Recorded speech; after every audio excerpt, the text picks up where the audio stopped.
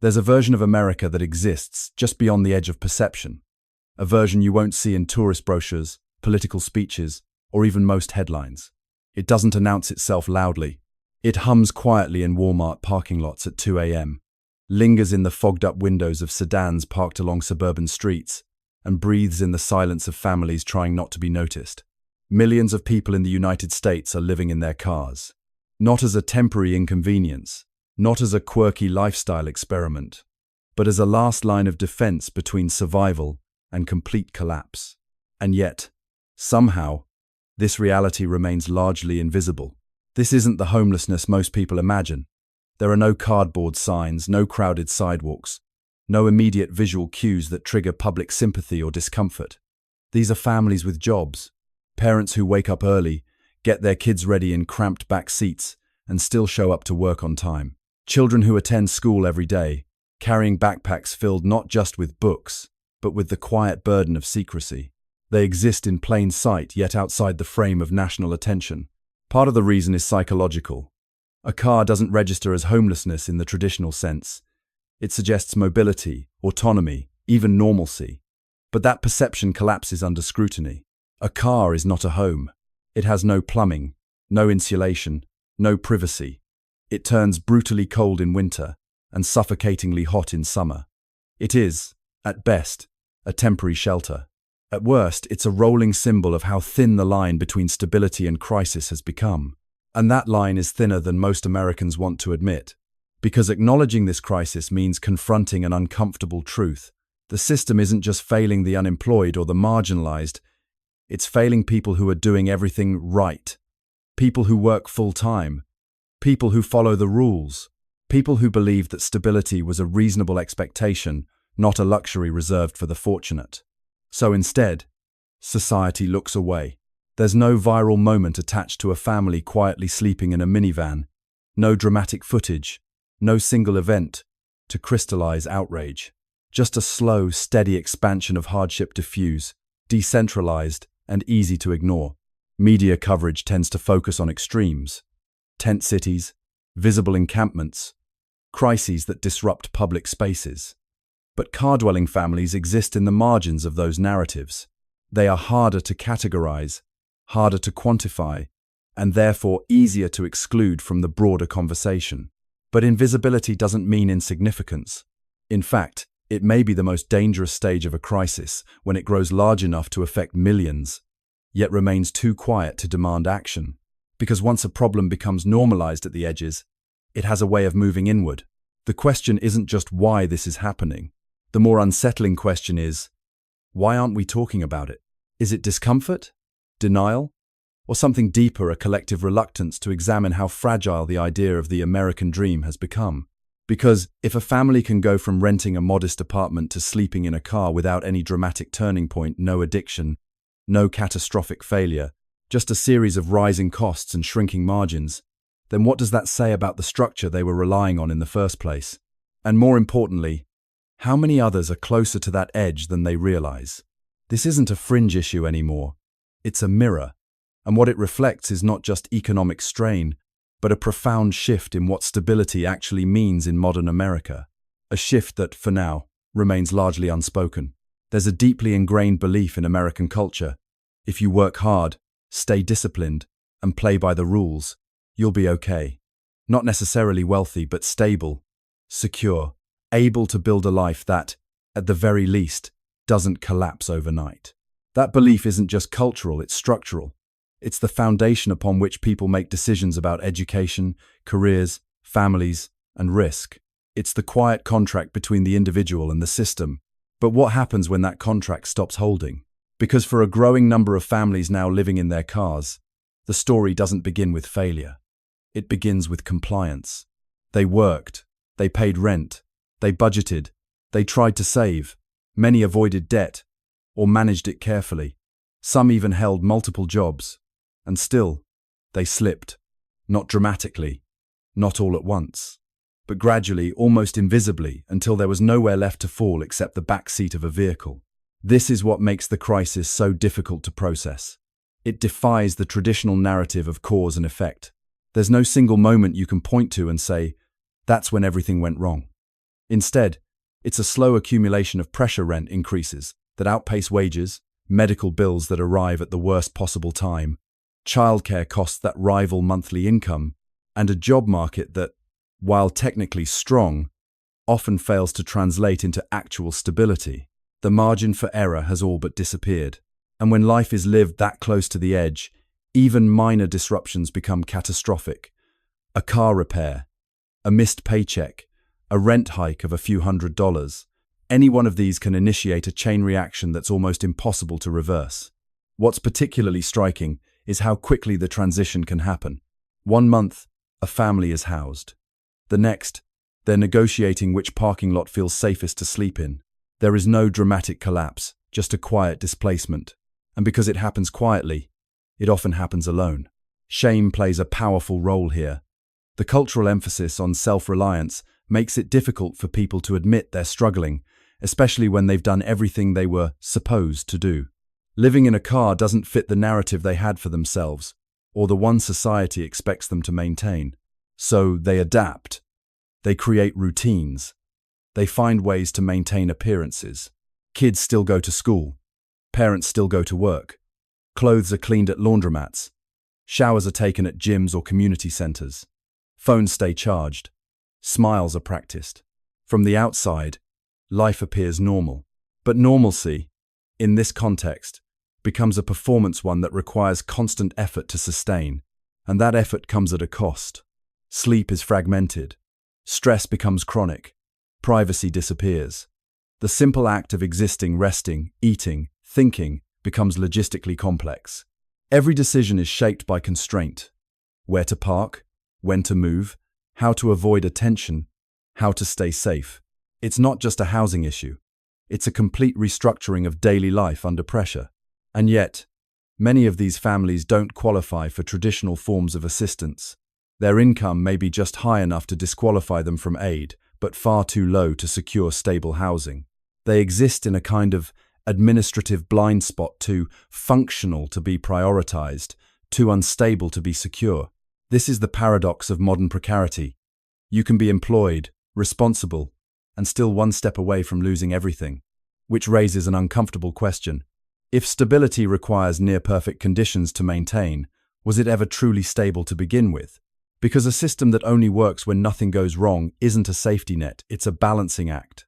And for millions of Americans, that balance has already been lost.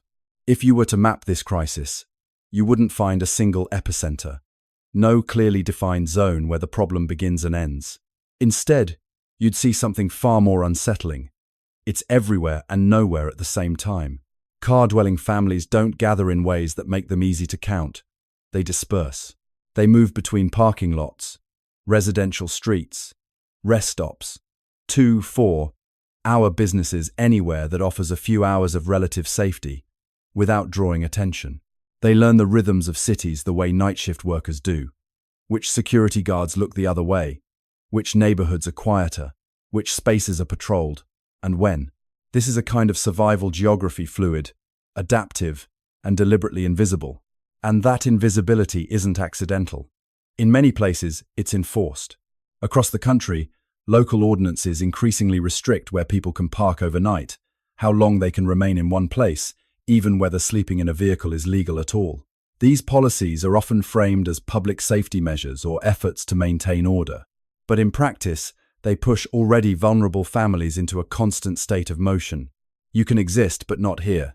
You can rest, but not for long. You can survive, but not visibly. So families keep moving. And movement, in this context, isn't freedom. It's pressure, because every relocation carries risk. Being noticed, being fined, being told to leave, or worse, having your vehicle impounded. And when your car is your home, losing it isn't an inconvenience. It's a total erasure of whatever stability you've managed to construct. This creates a paradoxical existence. On paper, these families are mobile. In reality, they are trapped in a cycle of forced displacement, never settling long enough to feel secure, never visible enough to be fully acknowledged. Even institutions that are designed to help often struggle to reach them. Traditional outreach models rely on fixed locations, shelters, community centers, known encampments. But car-dwelling families don't cluster in predictable ways. They avoid detection. They operate on the margins of visibility by necessity. As a result, they become statistically underrepresented, and what isn't counted is rarely prioritized. This gap in visibility has consequences beyond policy. It shapes perception. When people think about housing instability, they tend to imagine something static, a place where need is concentrated and therefore visible. But this crisis is dynamic. It moves. It blends into the background of everyday life. A minivan parked at the edge of a grocery store lot doesn't immediately signal distress. A sedan parked overnight on a quiet street doesn't trigger alarm. These scenes are so ordinary that they escape scrutiny, and that ordinariness is precisely what allows the crisis to persist. Because when hardship looks like normalcy, it becomes easier to ignore. But beneath that surface is a constant negotiation with uncertainty. Where will we park tonight? Will we be asked to leave? Is this place safe? How long can we stay before someone notices? These are not occasional concerns. They are daily calculations repeated, refined, and never fully resolved. For children, this instability introduces a different kind of geography, one defined not by neighborhoods or communities, but by temporary coordinates. The concept of home becomes abstract, detached from place, and tied instead to proximity. Wherever the car is, that's where we are. And even that can change at any moment. Over time, this kind of existence reshapes how people relate to space itself. Public areas become semi-private refuges. Private property becomes contested ground. Every location carries both possibility and risk. There is no true resting point, only pauses between movements. And perhaps most striking of all is how seamlessly this entire system operates alongside everyday life. Commuters pass by these vehicles without a second glance. Businesses open and close around them. Neighborhoods continue their routines. The crisis doesn't disrupt the system. It adapts to it, which raises a difficult question. If a problem can exist everywhere without being clearly seen anywhere, how do you confront it? Because visibility isn't just about awareness, it's about recognition. And recognition requires a shift in how we interpret the ordinary. A parked car, a quiet street, a family that doesn't quite leave. These are no longer neutral images. They are part of a larger pattern, one that, once noticed, becomes impossible to ignore. What makes this crisis especially difficult to grasp isn't just the physical conditions, it's the psychological weight carried in silence. Living in a car is not only about lacking space, it's about losing the invisible structures that make a person feel grounded. Routine, privacy, predictability, dignity. When those disappear, something deeper begins to erode. Not instantly, but gradually, in ways that are hard to articulate and even harder to measure, because the most significant damage often isn't visible. It accumulates internally. There's a constant vigilance that comes with car living. Even during rest, the mind doesn't fully switch off. Every unfamiliar sound, every passing set of headlights, every knock, real or imagined, keeps the nervous system on alert. Sleep becomes lighter, shorter, fragmented. Over time, exhaustion stops being a temporary state and becomes a baseline. And when exhaustion becomes normal, everything else shifts. Decision-making slows. Emotions intensify. Small problems feel larger because there's no buffer, no safe, private space to decompress and reset. The absence of that space means stress has nowhere to go. It lingers. It builds. For parents, this weight is compounded by something else: the responsibility to shield their children from the reality of the situation. They manage logistics, yes, but they also manage perception. They create narratives that soften the edges. We're just traveling for a while, or this is temporary.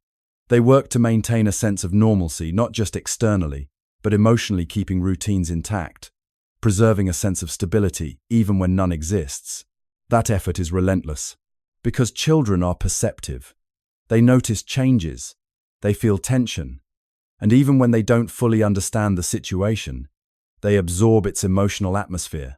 Uncertainty becomes part of their environment, and uncertainty, especially when prolonged, has a way of shaping how safety is experienced, not just physically, but psychologically.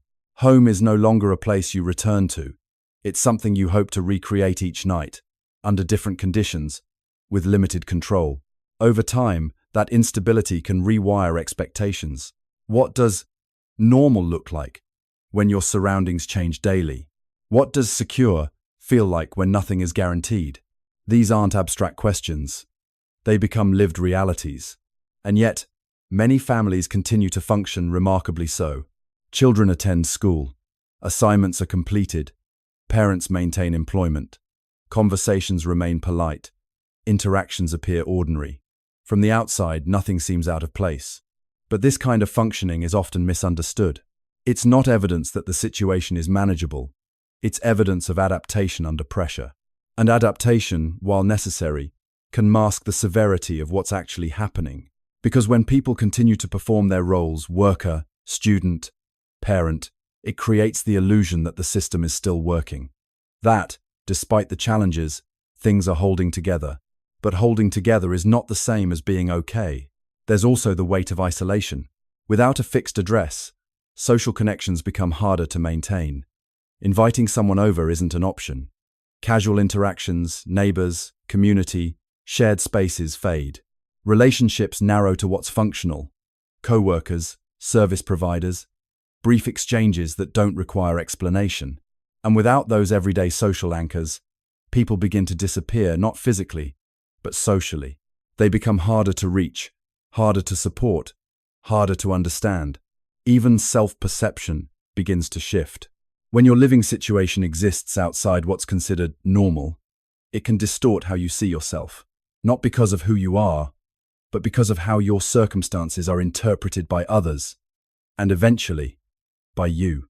That internalization is subtle, but powerful. It's not just, this is what I'm going through. It becomes, this is what I am.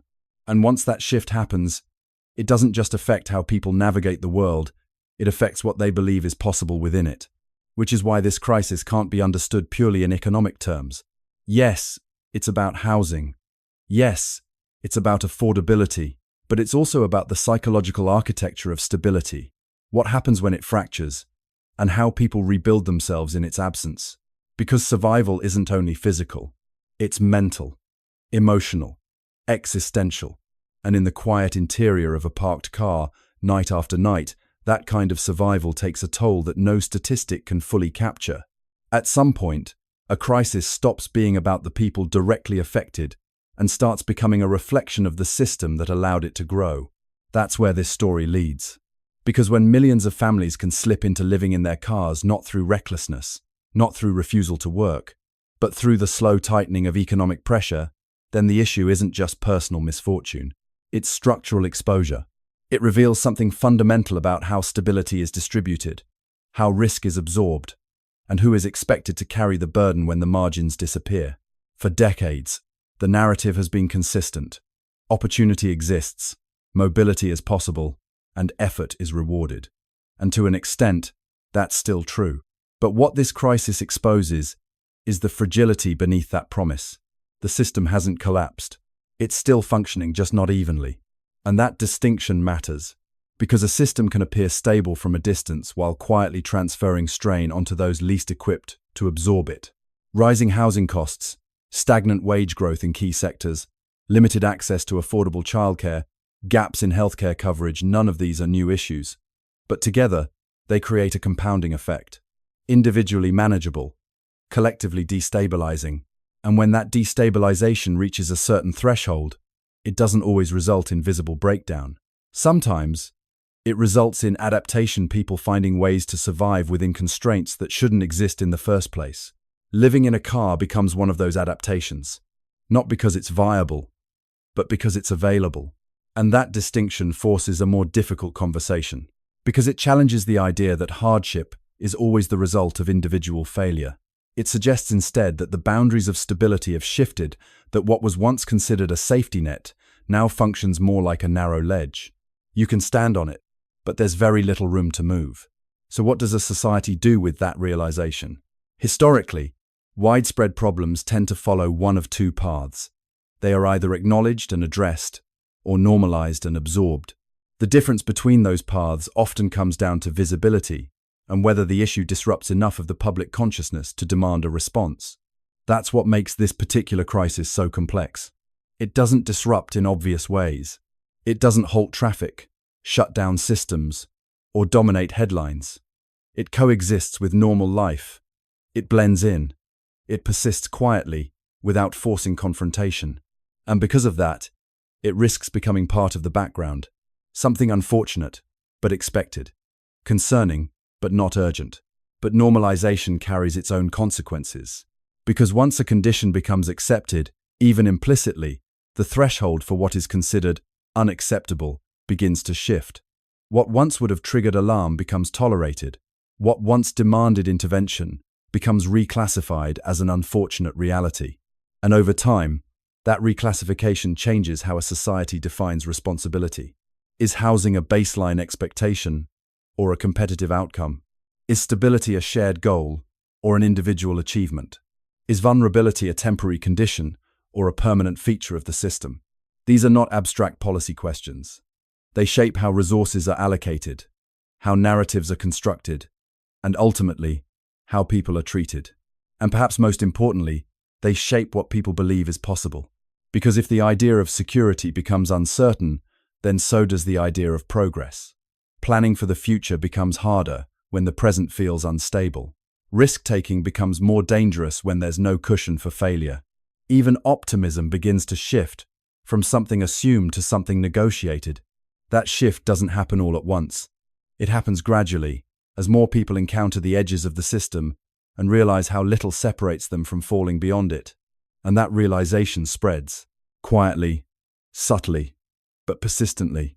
Which brings us back to the original silence. The fact that this crisis isn't widely discussed isn't just an oversight, it's a signal. It suggests a gap between reality and recognition, between what is happening and what is being acknowledged. But gaps like that don't stay closed forever. Eventually, they demand attention. The question is not whether this issue will become part of the national conversation. It's when and under what conditions. Will it take numbers that are impossible to ignore, stories that break through the surface, or a broader shift in how society understands stability itself? Because one thing is already clear, this isn't a marginal problem anymore. It's a structural one, and structures, once exposed, have a way of forcing change whether a society is ready for it or not.